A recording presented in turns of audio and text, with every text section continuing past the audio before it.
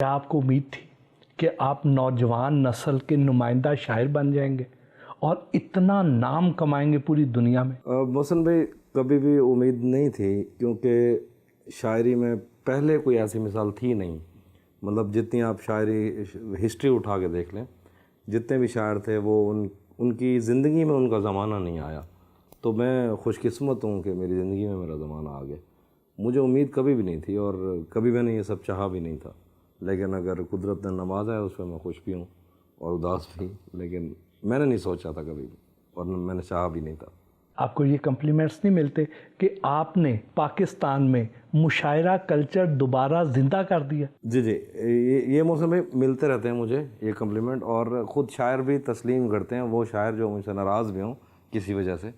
मुआसराना चशमक तो आपको पता रहती है किसी भी फील्ड में, आप एक फील्ड में एक साथ अगर हैं तो कुछ ना कुछ, लेकिन वो ये सब तस्लीम करते हैं कि लोगों को इसलिए लेके आया क्योंकि लोग शायरी से दूर हो चुके थे, वो रिलेट नहीं कर पाते थे, उनको उनके मकसद की चीज़ नहीं मिलती थी। उन्हें 9th 10th तक शायरी पढ़ी जो हम तशरीह वगैरह करते रहे। तो बस यही था। मैं इस वजह से नहीं की थी कि लोग आ जाएं। अब लोग इस वजह से कर रहे हैं कि शायद लोग हमारे पीछे आ जाएं, लेकिन जब जेन्युइन चीज़ मिल रही है तो वो नकली क्यों लेंगे? इसका एक और भी तो मतलब है ना कि इस सोसाइटी में, मुआशरे में तलब मौजूद थी, पूरी नहीं हो रही थी, आपने वो पूरी की। एग्जैक्टली हाँ, आप बिल्कुल सही कहा, बजा फरमा रहे हैं। तो आपकी बात को बाला करूं, उसकी वजह सिर्फ यही थी कि लोगों को ना, अच्छा देखें, शेर शायरी के बहुत सारे कबीले हैं। तो कुछ हैं जो रोमांटिसिज्म का एक ख़ास सिलसिला है, कुछ मज़ामती शायरी का एक ख़ास सिलसिला है। तो हमने अपने कबीले में, मतलब मीर के सिलसिले से, मुझे ये लगता है कि मैं उनकी शायरी को ज़्यादा फॉलो करता हूँ, वो एक ख़ास तरह का सिलसिला है, मैं उस सिलसिले से हूँ। तो हमारे लिए शेर का मकसद, मुझे नहीं लगता कि मैं शायद इनकलाब लेके आऊँगा। लोग कुरान की नहीं सुनते तो एक शायर की क्या सुनेंगे? तो हमने सिर्फ चीज़ें नॉर्मलाइज़ करनी है। मैं ये चाहता हूँ कि अगर मैंने कोई शेर कहा, उससे कोई बहुत बड़ा इनकलाब नहीं आ रहा, उसमें मैंने कोई फ़लसफ़ा डिस्कस नहीं किया, उसमें मैंने फ़ल्कियात डिस्कस नहीं की, लेकिन अगर एक मज़दूर सारा दिन काम करके थक हार के वापस आया, उसने टिकटॉक पे कहीं से, किताब से, कहीं से शेर पढ़ा, वो अपने किसी नॉस्टैल्जिक मामले में खो गया, उसको 5 मिनट का सुकून मिला। मेरे नज़दीक शेर का मकसद ये। इसका ताल्लुक सिर्फ शायरी के साथ ही था या अंदाज़े बयान के साथ भी?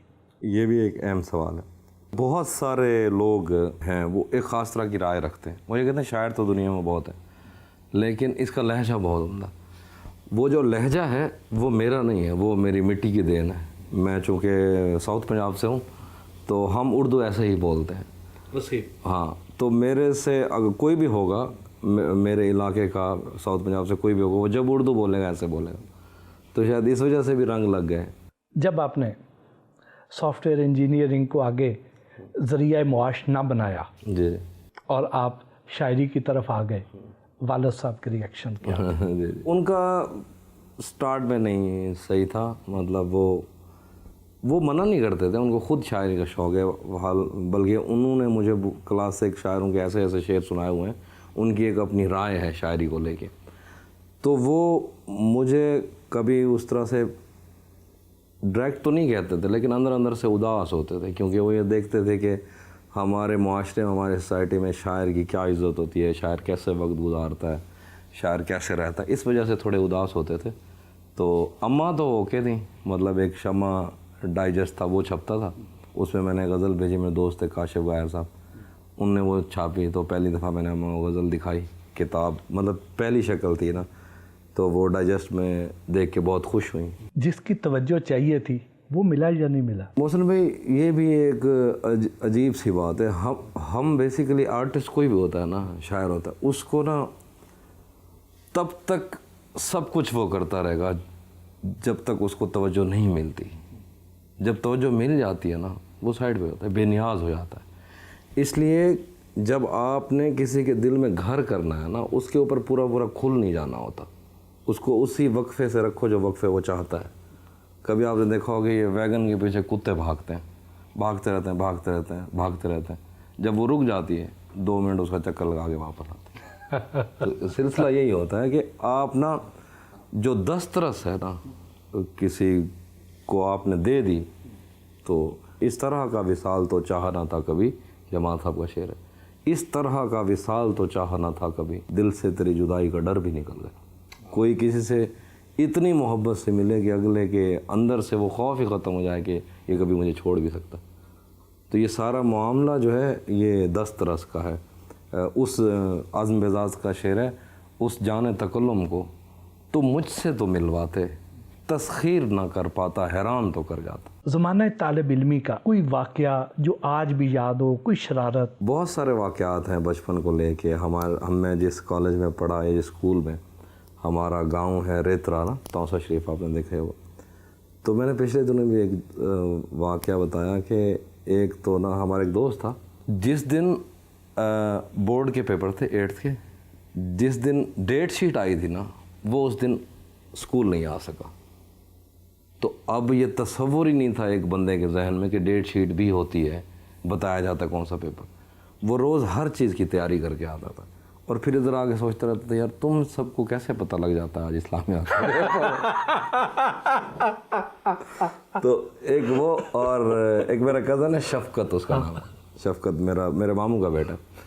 اچھا، اب اس کو بھی اردو وغیرہ کا زیادہ پتہ نہیں تھا، تو جملے جیسے محاورے استاد کہتے ہیں کہ جملہ بناؤ، تو استاد نے کہا شفقت سے کہ ہو بہو کا جملہ بناؤ۔ اب اس کو نہ اردو پتہ ہے نہ اس لفظ کا پتہ، لیکن لفظ جیسے ساؤنڈ آ رہی ہے، جیسے صوت آ رہی ہے، ہو بہو، اس کو لگا کہ شاید یہ کوئی ڈراؤنا لفظ ہے، تو اس نے کہا کہ اسلم شیر کو دیکھ کے ہو بہو ہو گیا۔ تو اس طرح کے بہت سارے واقعات ہیں۔ پچھلے دنوں میں بتایا، میرا ایک دوست تھا محسن، ہم رہتے تھے یہاں نصیر آباد میں، وہ ایک کالج کو ہیڈ کر رہا تھا، تو چھوٹا سا کالج تھا ظاہر ہے بچوں کا، تو وہ BA کے پیپر دے رہا تھا، حالانکہ پرنسپل تھا۔ تو میں نے محسن سے پوچھا کہ محسن پیپر کیسا ہوا؟ کہتے ہیں آج کا اچھا نہیں ہوا کیونکہ میں اسلامیات کی تیاری کر کے گیا، تو آگے سے پیپر پاک اسٹڈی کا تھا۔ تو میں نے کہا چلو اسلامیات کا اچھا ہو جائے گا۔ کہتا نہیں وہ تو ہو گیا ہے۔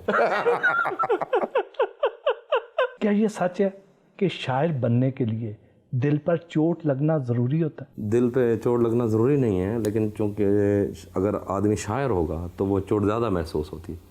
اس وجہ سے یہ سوال جو ہے نا اس طرح کا روپ دھار گیا کہ ایک شاعر ہونے کے لیے آپ کو چوٹ لگنا ضروری ہے۔ ایسا کچھ نہیں ہوتا، لیکن ہوتا یہ ہے کہ ایک شاعر بہت زیادہ محسوس کرتا ہے کسی بھی چیز کو، حساس، بہت زیادہ۔ پیغمبر ہوتا ہے حساسیت کا شاعر، اس کے ہاں نا کوئی جذبہ جو ہے نا، کوئی ایموشن بہت نارمل نہیں ہے، اس کے اندر ہر جذبے میں شدت ہے۔ نفرت کرے گا تو اس جیسی کوئی نفرت نہیں کر سکتا، محبت کرے گا تو اس جیسی کوئی محبت نہیں کر سکتا۔ تہذیب حافی اصل نام ہے یا کلمی؟ نہیں، یہ میرا پین نیم ہے تہذیب حافی، میرا اصل نام تہذیب الحسن ہے۔